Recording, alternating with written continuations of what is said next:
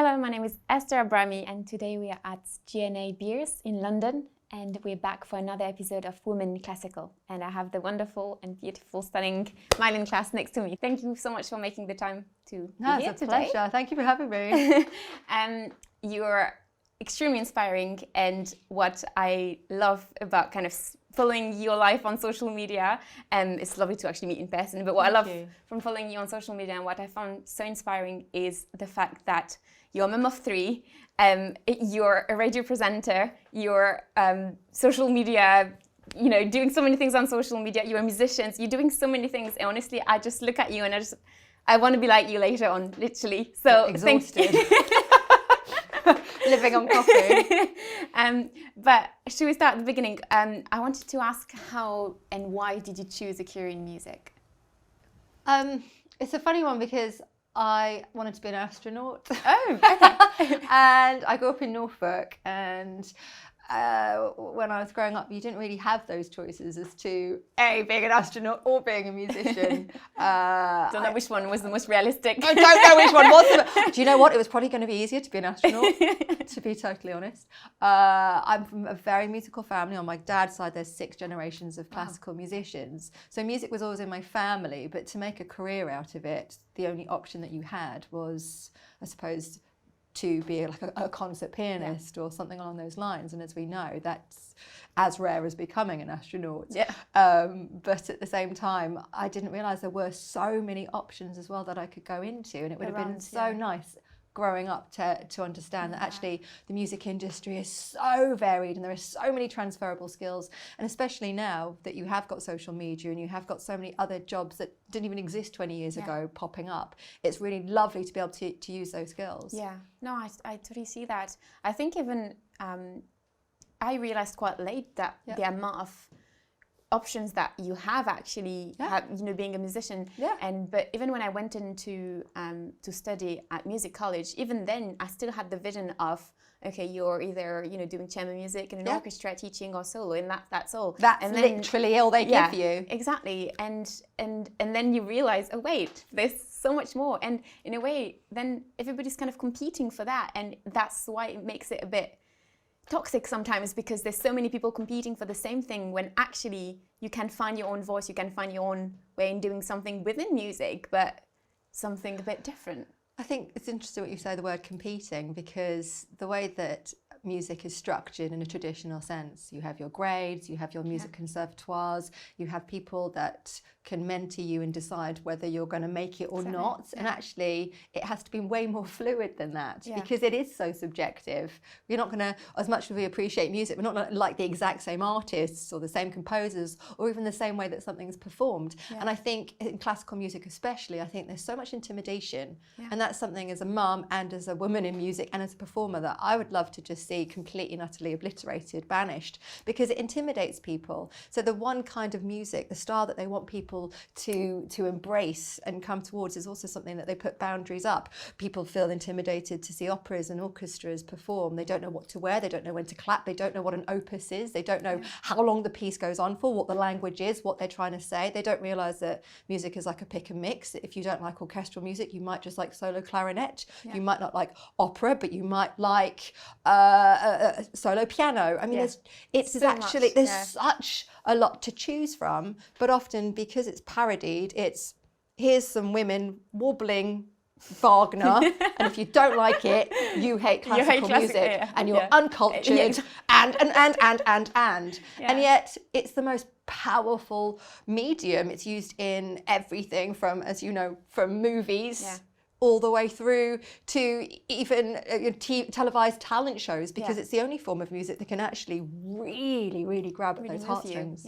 Yeah, I totally agree with that. But no one sells that into you. They just say, have you done your 8 hours practice today? And you just feel like you failed because you haven't, because there's only a select amount of individuals that can do that. Yeah, no, I totally see that. I think there was a big moment of realization when I was studying at music college in my first year, where I felt, I was just doing my practice and I felt so lonely because you were locked in a room? I was firstly locked in a room for many hours a day, but also the fact that I felt like I was preparing for just exams, and you know, as a goal to kind of who's got the best seat in the orchestra, and I just felt suddenly like I lost the love of music and why I was doing this for, because the whole idea was, you know, sharing, was doing, and I wasn't doing that. And that's kind of how I started social media and the whole reason behind it. I love your social media. I love what you do. You make it's not intimidating. And if you understand music at a certain level, you can dip in. And if you don't, you can dip in. Yeah.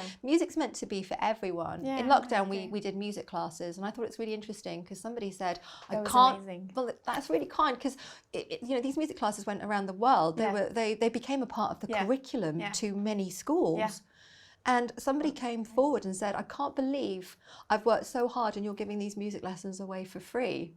And I thought, actually, I can't believe that you think music isn't for everybody. The whole point is music is for everyone, whether your level is banging on a tambourine all the way through to if you're playing Rachmaninoff. It's for everybody. So we just put up extra lessons instead. Yeah, no, absolutely. But that was great. I watched quite a few of those. It's funny because I did my daughter's parents' evening, and her teacher came online and said, "We loved your online lessons. We've used them in class." And I thought, first, that's brilliant. And then I thought, hang on a minute, I'm sending her in for you to teach her, for me to teach you, for her to the tail's wagging the dog. It's just, and then I just thought, you know what? Yeah. How brilliant! It means I must be doing something right. On this note, I wanted to ask, what do you feel have been your biggest highlights in your career? So I suppose the things that should have been like the quintessential standard highlights, like performing in front of the Queen, which is when I fell over. Performing the Royal Variety Show. Always do a dress rehearsal. My clothes weren't ready and I performed and the cloak was so heavy I spun around and it took me with it. So that was it should have been a highlight. It became a low time, but it actually made me in retrospectively look back and think, well, if you can do that in front of the Queen and still stand and survive, it's great. Playing with the Royal Philharmonic, that was incredible. And then I walked out on stage and had a mind blank, all these things that happen. But there's been some incredible performances where I just think, if it wasn't for music, I would never have been able to have these opportunities. Yeah. Playing with idols, Life Over Anthony's, Hans Zimmer at the piano, duetting, figuring out their ideas. People that I genuinely admire because they brought music to a wider audience, all the way through to actually being able to sit at a piano with my daughters and play with them. Those are real highlights, because I just think one day, when I get to look back on my life, those are the things that are going to flash up. Those are things that genuinely give me joy. I've performed in front of 100,000 people at Hyde Park. It was incredible, but actually it becomes almost like a faceless sea of people. But when you get to do things that you're playing and performing with your children, and that's going to pass on to the next generation, and they have a genuine love of music, and it's not just classical music, but Dolly Parton, all the way through to Johnny Cash, different genres, 80s music, Baroque music. It's just wonderful to be able to pass that on. Yeah, that's one thing that really shows in your videos whenever you have, you're playing with your kids. It's the one thing is that you can see just the fun that they have, which is so lovely. It's all been fun and games until we were doing a TikTok on a prepared piano. And so I said to the girls, do not touch the piano, I will show you how to do it. And we would talk about John Cage and making all of these sounds. And everyone was like, yes, Mama, we won't touch the piano. Fast forward 2 weeks. And I'm like, what is that sound? And I'm like, oh my God. And there's all these screws and rulers and kitchen knives. And they were all in my piano. So no one listens to me in my house. Fun surprise. Yeah, that was really great. It was nice that they felt so inspired to repeat the lesson. In a way, yes, You've got to be careful about what you. You've got to be careful, So, but it's lovely. That's something that, again, the music industry, I think it's a phenomenal industry. But conservatoires and practice and that sort of level of how music is put together, from grading all the way through to performance, is one side of it. But there is also a huge business side to the music industry, and it would be really wonderful to continue to be able to get that message out there. I'd make sure that if my children want to go into that line of work, that I'm preparing them for both sides. Yeah. Because I was not prepared. I don't know how you were. No, I was not either. Oh, how can you be prepared? It would take somebody who's in it to explain it to you. But a lot of, But then some people who are in it have their, their own view of it, and sometimes that's, even if they tell you their own view, it's not at all what kind of you think of it or what you want to do. And I think it's a business. It's the music business. I think the biggest lesson I got as to how to navigate the music industry was when I was in a band 20 years ago. I came straight out of college and went into West End, and that was really nice and fun. And then I went into a band, and then suddenly I got it. Suddenly I saw how the business side of things worked, and it can be really intimidating. And then you actually realise, well, actually, okay, there are opportunities within this. And if you can find those opportunities, then they can do incredible things, from the marketing side of things, all the way through to the branding side of things. I've loved every minute of it, but it took a great deal of understanding how it works. Yeah, and well, on that subject, we all have obviously challenges in a career. Obviously, so it's an artistic career, so it's quite difficult and quite. You don't really know what to expect, as I said. But I wanted to ask, what have been your biggest challenges, and how do you overcome them? I suppose the biggest challenges are when you are marketing music, whether it's classical music or pop music, which I have done both.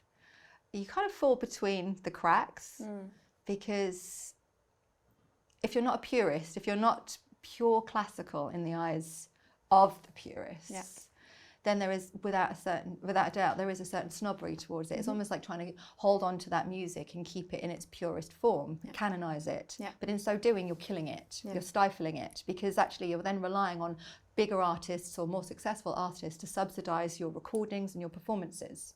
So if you want to keep it as it was performed in Baroque times, great, but also expect the same numbers. If you want to hit the big time, if you want to hit a larger audience, and you want to make it accessible to a larger audience, then you have to 100%. You have to move with the times. And you have to make it and on no level can you consider it dumbing it down, which I think is the first incorrect. The decision that they feel it is, and it really isn't. If anything, it's harder to make it palatable for a 20th century audience. I totally see that about the. I think they kind of expect you to be in a certain box, and I find that, which is, as soon as you, even though for example I still completely see myself as a classical musician, all my training is a classical musician, and even all my social media is about classical music. But yet, as you said, as soon as you do something a little bit more, kind of open and new, fashionable, trendy, then suddenly you are in that middle section. And they kind of want to push you completely to the other side, think, oh, you're not classical music anymore. No, they wish to decide that they can't take you seriously. Well, what does that mean? You've done the hours. That's the thing. So if the judgment can come in its droves, it doesn't bother me one bit, because I do the hours. I've done the hours, and also I get the results. Exactly. So at the end of the day, I go home to the house that I bought with my music money. And pay my bills using the talents that I have. I don't feel that they can undermine me anymore, but they most certainly tried to, especially from a young age, where you do feel impressionable and someone just goes, here, wear this short dress, that will be enough to cross over. You just think, as a woman in the music industry, you underestimate all of us far too much, because actually we have to work twice as hard to stay on your level. So to pass it, we're going to go even harder. And if we are going to go even harder, then you certainly can't underestimate us, because we know what we've done to get there. But I think it's such an easy thing to say, isn't it? I mean, I'm sure we all get it. They kind of, we do all get it. We have many friends that exactly. In the music industry. And it's just that thing, as you said, of we know why you got here, or and it's just those comments which are so kind of easily said, and somehow they're still kind of accepted. Like, it's still like nobody seems to be so shocked by them, even though they are so shocking things to say. And so, so it's really. We're used to maybe hearing them and reacting on them, but I think there's a new generation that won't take it. My daughters won't. They very visibly react when they hear such blatant comments, because it's something that's so alien to them, because they've been brought up by a working mom that works in that industry and is doing it. So they'll hear or they'll see these comments being made, and you know, they almost laugh at it because they do know what goes into it. You can't fudge it. Yeah, but that's nice. That's seeing the kind of newer and younger generation kind of not accepting that, and I've just find it really sad, because it's almost like it kills itself off. The classical world is my world. It's my, you know, I've worked at Classic FM now for 17 years. I've had classical music in my life since I was 4 years old. Yeah. It's a huge part of who I am. And I you know, I don't think it's going anywhere, but at the same time, you also do want it to move forward. Yeah. It doesn't always just have to be presented as movie music to make it accessible. To make it, I know. You know, if you don't label it, and if you just play it to a child who has no other ideas, no previous connotations as to what it could mean, or it's boring, or this is classical music. It's just music, and you play it. Yeah. It's incredible. Yeah. They accept it. Yeah, absolutely. And that's the thing I saw even with social media, and it's just the fact that depending on the way you introduce it, they will love it. And I was always I always grew up with the, you know, and was told in the music industry, oh, you know, young people don't like classical music. And you hear that on repeat all the time. They don't like it. Look at TikTok. Everything's sampled. It's classical music. Yeah. I mean, and also Einaudi's a god on TikTok. And it's brilliant to see. And so he should do. And when people make pop versions and when people make classical versions of pop songs, again, it's wonderful to see that people have an appetite for that. And they don't suddenly then dismiss it because there are no words. Exactly. Yeah. It's really admired. And I think the fact that, you know, classical music should be on social media, it should be on different platforms, on Insta, on TikTok, because that's where it's going to move forward. And if you don't like it, you're not going to like it anyway. But it actually just shows, if anything, it goes to show just how diverse and versatile it is. It is, yeah. And actually, classical music, let's remember, was the pop music of its time. Yeah. There were many pieces that were written that were shunned by, let's say, the establishment, the purists then, who dismissed Mozart as being far too, that's too popularist, and don't even come at me with Papageno. There are so many of these pieces that people then just decided, not for us, far too progressive. Yeah. And now fast forward a few hundred years, they're being canonised again. And that's actually going against just actually how incredible they were by canonising these artists, these composers. They were hellraisers. They were irreverent. They were human. And you try to put them in a box and dress them up with a dicky bow and stick an opus number on them and put them in a hall, light a few candles, and you think that's keeping them alive. Making them, that's killing them. Yeah. Okay, I wanted to ask, which women have inspired you in your life? It could be musicians or non-musicians, people close to you and your family. Oh gosh, I love female artists. I think one of the first female artists that I saw who came to my music school was Evelyn Glennie. I just thought her fire, her energy was just exceptional. There have been female artists that I've performed who are phenomenal storytellers, like Dolly Parton. Stunning. Absolutely stunning. There are female artists like Beyonce who clear a path and use every single kind of sample that they can, from opera through to hip hop through to dubstep.